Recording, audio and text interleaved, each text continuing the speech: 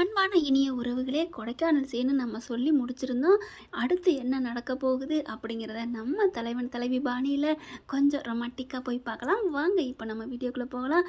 அவங்க என்ன ஒரு காரணத்தோடு போகிறாங்கன்னா, அதாவது காவேரிக்கு அந்த வீடு அப்பா பேரில் இருக்கணும் அப்படின்னு ஆசைப்படுறாங்க இல்லையா? தலைவி ஆசைப்பட்டா நம்ம ஆள் எப்படிங்க மீறுவாரா என்ன? கண்டிப்பாக அந்த வீடை நான் விற்க விடாமல் உங்கள் அப்பா பேரில் இருக்க வைக்கிறது என்னோட பொறுப்பு அப்படின்னு சொல்லிட்டு தானே கூட்டிகிட்டு போகிறாங்க. கொடைக்கானலுக்கு போயிருந்தாங்க. அதோட முடிச்சிருந்தோம். அதாவது பேய் பயத்தை காமிச்சு அந்த வீடை விற்க விடாமல் பண்ணுவோம் அப்படின்னு முடிச்சிருந்தேன் இல்லையா? அவர் பார்த்தீங்கன்னா நம்ம தலைவர் அவங்க அப்பாவோட வேஷ்டி எடுத்து அப்படியே கரெக்டாக உருவம் வரைஞ்சிடுறாரு. அதாவது கண்ணு மூக்கு மொழி கருப்பு கலரில் எல்லாம் வரைஞ்சி வச்சிடுறாங்க. அதை போட்டுக்கிட்டு காவேரிக்கும் பயமுறுத்தி காவேரியே பயந்து போயிடுறாங்க. அம்மா அப்படின்னு சொல்லிட்டு பேய் பேய் அப்படின்னுட்டு, பாத்தியா பேய்க்கு நீயே பயந்துட்டில, நீயே அப்படின்னா அது கொஞ்சம் என்ன நினச்சிட்டு இருக்கீங்க? நானே அப்படின்னா நான் பயப்படக்கூடாதா? நான் என்ன அவ்வளோ பெரிய ராக்கச்சியா அப்படின்னு சொல்ல, இல்லைம்மா நீ சொல்லியிருக்கிறீல்ல நானே ஒரு பேய், என்கிட்டலாம் பேய் காமிச்சுக்காதீங்க அப்படின்னு நீ சொல்லியிருக்கல. எப்போ சொன்னேன் என் இடத்த விற்கல நீ சொல்லியிருக்கிற. ஏற்கனவே நான் ஒரு பேய் கூட அப்படின்னு சொல்லியிருக்கல, நான் பேய் கூட வாழ்ந்துட்டுருக்கேன்னு தான் சொன்னேன். நான் பேயின்னு சொன்னனா அப்படின்னு சொல்லிட்டு சாத்துறாங்க. அம்மா விடுமா தெரியாமல் சொல்லிட்டேன், தாயே புண்ணியவதி விடுடி அப்படின்னு சொல்லிட்டு உன் கையை பிடிக்கிறேன் காலை பிடிக்கிறேன் ஆளை விடு அப்படிங்கிறாங்க. அந்த பயம் இருக்கணும் அப்படிங்கிறாங்க. அப்பா என்ன இது, அன்பாக இருந்தால் அடங்கி போகிறாளுங்க, அப்படியே ஆத்தல் வந்தால் பத்திரக்காளியாக மாறிடுறாளுகளே. எப்பா சாமிநாதா அப்படின்னு மேலே சாமியை பார்த்து கூப்பிட, ஏன் உங்களை நீங்கள் கூப்பிட்டுக்கிறீங்க அப்படின்னு கேட்க, ஆமாம் இதை மட்டும் நல்லா வக்கனையாக பேசு அப்படிங்கிறாங்க. அடுத்து சாரதா ஓடி வர்றாங்க. என்னடி சத்தம் அப்படின்னுட்டு, சும்மா பேசிக்கிட்டு இருந்த அத்தை அப்படிங்கிறாங்க.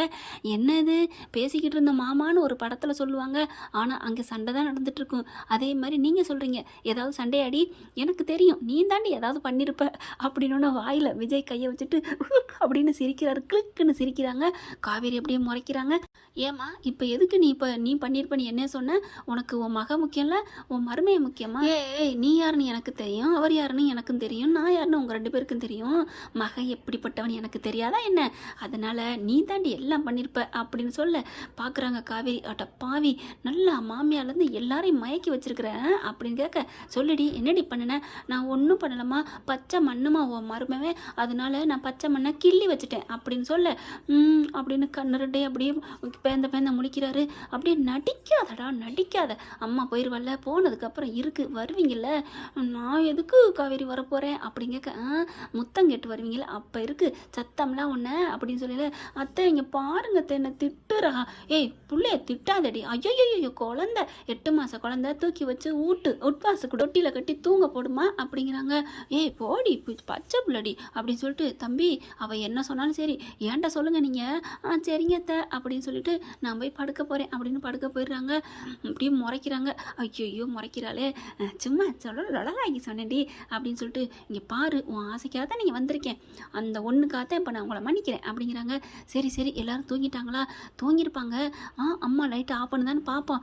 லைட் ஆஃப் பண்ணிட்டாங்களே அப்படிங்கிறாங்க. கொஞ்சம் நேரம் தூங்கட்டும், அரச புரசலாக இருக்கையில் போய் பயமுத்தணும், அப்போ தான் அவங்க பயப்படுவாங்க அப்படின்னு சொல்லிட்டு, சரி வா அப்படின்னு சொல்லி கிளம்புறாங்க. அப்படிங்கிறாங்க. என்ன எங்கே நம்மளோட ஆயுதம் அப்படின்னு விஜய் சொல்ல, ஆமாம்ல கட்டில் கடியில் தூக்கி போட்டிங்களே, சரி நான் போய் எடுத்துகிட்டு வரேன் அப்படின்னு போயிட்டு வேகமாக எடுத்துகிட்டு வராரு. அப்படி பார்த்தா காவேரி வெளியே பார்த்துக்கிட்டே நிற்கிறாங்க. ஏய் காவேரி அப்படின்னு சொல்ல, யதார்த்தமாக திரும்பி பார்க்குறாங்க. அவர் மறுபடியும் போத்திக்கிட்டு நிற்கிறாரு வெள்ளை வேஷ்டியை. ஐயோ அப்படின்னு கத்த போகல, டக்குன்னு வாயை பொத்திடுறாரு. ஏய் மறுபடியும் காட்டி கொடுக்காதடி பக்கி அப்படின்னு சொல்லல, போங்க மாமா எதுக்கு எடுத்தாலும் என்னை திட்டிகிட்டே இருக்கீங்க, சாரிடி பேபி என் செல்ல பேபி அப்படிங்கிறாங்க. பயந்துட்டியா? ஆமாம் நீங்கள் இதை கழட்டுங்க, அவங்க ரூமுக்கிட்ட போய் பயமுத்திக்கலாம் அப்படிங்கிறாங்க. சிரிப்பு வருது. வாய் தான் வங்கக்கடல் பாயுது, ஆனால் பயம் வரும் போல இருக்கே. பேஸ்மெண்ட்டை வீக்கு பில்டிங் ஸ்ட்ராங்குங்கிற மாதிரி. ஐயோ மாற்றி தப்பாக சொல்கிறீங்க, சரி விடு அப்படின்னு சொல்லிட்டு, வா 2 பேர் தூங்கியிருப்பாங்க, லைட்லாம் ஆஃப் பண்ணிட்டாங்க அப்படின்னு சொல்லிட்டு மெல்ல போகுதுங்க. நல்ல வேலை ஜன்னலை திறந்து வச்சுருக்காளுங்க அப்படின்னு சொல்லிட்டு மெல்ல விஜய் இப்படி மேலே எட்டி பார்க்குறாங்க. அதுங்க 2, அக்கா நாளைக்கு எவ்வளோக்கா காசு வரும்? உண்மையாகவே காசு வந்துடுமா? நிறைய விலைக்கு விற்கலாமா குறைச்ச விலைக்கா? எவ்வளோ விலையாக இருந்தாலும் சரிடி, 5 பங்கு இல்லை, அவள் ஒரு கேனை தானே, காவேரி வேணான்ருவா, அதனால் 4 பங்கா போட்டு, அக்கா 4 பங்கா ஏக்கா போடணும், காவேரி பங்கு நம்ம 2 பேரும் பிரிச்சுக்கோமா? அப்படி இப்படின்னு பேச, பாத்தியா உன் தங்கச்சி உங்கள் அக்காவும், நீ வேணாமா உன் பங்கு மட்டும் வேணுமா, நீ தான் இப்படி வெள்ளந்தியாக இருக்கிற, சரி விடுங்க, அதனால என்ன? அவங்க நினைக்கிறாங்க கண்டி நானும் அப்படி இருக்க முடியுமா? கரெக்டு தாங்க. கயல் நாடகத்தில் அப்படி தான் அந்த பொண்ணு சொன்னுச்சு. அதே தான் இப்போ காவேரியும் சொல்கிறாங்க. பார்த்தா அப்படியே இருங்க இருங்க என்ன பேசுகிறான் நான் எட்டி பார்க்கணும் அப்படின்னு மெல்ல அப்படி தோள்பட்டியில் வச்சு கையை காலை அப்படி எக்கி எக்கி பார்க்குறாங்க. அவங்களால பிடிக்க முடியலை. படக்குன்னு அப்படியே விஜய் காலில் மிதிச்சிடுறாங்க. அப்பா அப்படின்றாரு. என்னமோ சத்தம் டொடக்குன்னு ஒரு சவுண்டு கேட்டுருது. ஜன்னலில் கையை வச்சிடுறாங்க. வச்ச கேடு இவங்க 2 பேரும் ஐயோ என்ன சத்தம் அப்படின்னு திரும்பி பார்க்குறாங்களா, அது ஒரு நிழல் மாதிரி தெரியுது. டக்குன்னு 2 பேரும் குனிஞ்சிடுறாங்களா. குனிஞ்ச கையோட அக்கா என்னக்கா ஏதோ சத்தம் கேட்குது, ஏற்கனவே காவேரி வேறு அங்கே பேயை பார்த்தேன்னு சொன்னாக்கா, எனக்கு என்னமோ பயமாக இருக்குக்கா, அக்கா எனக்கு பயமாக இருக்குக்கா அப்படின்னு அங்காவை போய் கட்டி பிடிக்க, அதெல்லாம் ஒன்றும் இல்லடி அப்படின்னு சொல்ல, என்னன்னு போய் பார்ப்போமா, ஏதோ ஜன்னல்கிட்ட எட்டி பார்க்குது. ஐயோ நான்லாம் போக முடியாது அப்படிங்கிறாங்க. அதுக்கு 2 எந்திரிச்சு வரப்போகுது, சீக்கிரம் சீக்கிரம் கொண்டா வேஸ்டியை கொடு. ஐயோ அதெல்லாம் இல்லை, இப்போ அவங்க நல்லா தூங்குனதுக்கப்புறம் காமிச்சிக்கலாம், வாங்க நம்ம போவோம் அப்படின்னு சொல்லிட்டு ஓடுதுங்க. ஏன்னா அவங்க கதவை திறக்க வர்றாங்களா, அதனால திறக்க வரவும் பயந்துட்டு ஓடுறாங்க. அலை அடிச்சு ஓடையில பார்த்தா சாரதா கிட்ட கதவையும் தட்டிட்டு போடுற மாதிரி தெரியுது. சவுண்டு கேட்டுருது. சாரதா பார்க்குது, யாரு அப்படின்னு சொல்லி கதவை திறக்க, அதுக்குள்ளே இதுங்க 2 ஓடி போய் கதவை சாத்திக்கிறதுங்க. தன்னோட ரூமுக்கு ஓடிடுறாங்க. இவங்க என்ன பண்ணுறாங்க, கங்காவும் யமுனாவும் கதவை திறக்கிறதுக்கே பயப்படுறாங்க. நீ தொற அப்படின்னு சொல்லிக்கிட்டு இதுங்க இப்படி திறக்க பயப்படுங்கன்னு தெரிஞ்சால் அவங்க வெளியிலே நின்றுருப்பாங்க. அதுக்கப்புறம் சாரதாவே வெளியில் வந்துடுது. என்னடி சத்தம் போட்டிங்க அப்படின்னு கேட்க, அம்மா இங்கே யாரோ ஓடுன மாதிரி இருந்துச்சுமா, ஏதோ பேய் மாதிரி சவுண்டாக இருக்குமா அப்படின்னு கேட்க, ஆமாடி எனக்கும் தெரிஞ்சிச்சுடி அப்படின்னு கேட்க, ஐயையோ காவேரி இப்போ அவங்க அம்மாவும் வந்துட்டாங்க, நமக்கும் கேட்டுச்சுன்னு சொன்னாத்தே நம்ம தப்பிச்சுக்குவோம், இல்லைன்னு வைமே. ஆமாம் பாஸ் கண்டிப்பாக போயாகணும். அப்பாடா சந்தானா சார் அப்படிங்க. என்ன சந்தானா சார்? இல்லை இப்போ தான் அவங்க பொண்ணு நான் சொன்னதுக்கு சரின்னு சொல்லியிருக்கு, இல்லைன்னா நான் எது சொன்னாலும் ஏட்டிக்கு போட்டியாக பேசுவா. இப்போ தான் நான் சொன்னதுக்கு சரின்னு சொல்லியிருக்கா. உங்களை என்ன பண்ணுறதுன்னு தெரியாமல் இருக்கிறேன், இந்த நேரத்தில் பஞ்சு கொடுத்துட்டு வாடா அப்படின்னு கூப்பிட்டு கதவை திறக்க போகிறாங்க. இங்கே கங்காவும் யமுனாவுக்கும் அம்மா பயமாக இருக்குமா, காவேரியை கவரி ஏற்கனவே பேய் பார்த்தேன்னு சொன்னால் எனக்கும் பயமாக இருக்குது, அம்மா நீ வாமா எங்கள் கூட வந்து படுவாம்மா.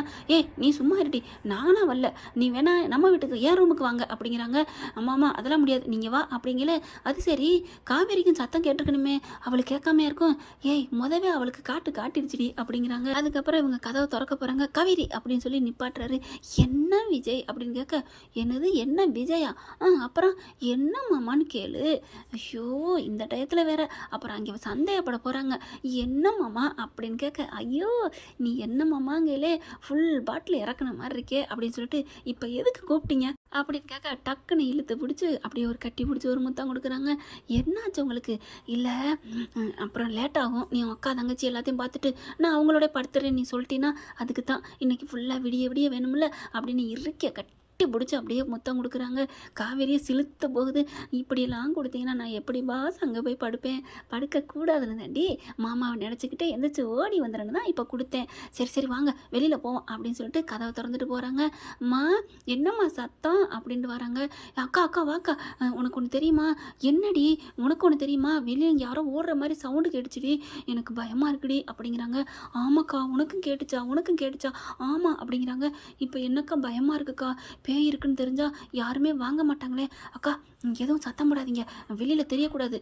எப்படி தெரியாமல் போகும், லைட்டு எல்லோரும் ஆஃப் பண்ணுறோம், யாராவது அக்கம் பக்கம் பார்த்தா, அக்கா அதெல்லாம் ஒன்றும் வேணாம், நீ வாக்கா எங்கள் கூட வந்து படுவாக்கா அப்படின்னு காவேரி யமுனா கூப்பிட, விஜய் பார்க்குறாரு. பாத்தியா உன் தங்கச்சியை கூப்பிட்டாங்க, இப்போ நீயும் தியாக செம்மல் போவியே அப்படின்னு விஜய் பார்க்க, இங்கே காவேரி என்ன பண்ணுறாங்க, கன்னத்தை தடவுறாங்க. நீ கொடுத்த மொத்தத்தை நான் எப்படா மறக்க முடியும், நான் அங்கே போக மாட்டேன்டா அப்படின்னு சொல்லிட்டு நான் சொன்ன மாதிரி நடக்க போகுது அப்படிங்கல பார்க்குறாங்க.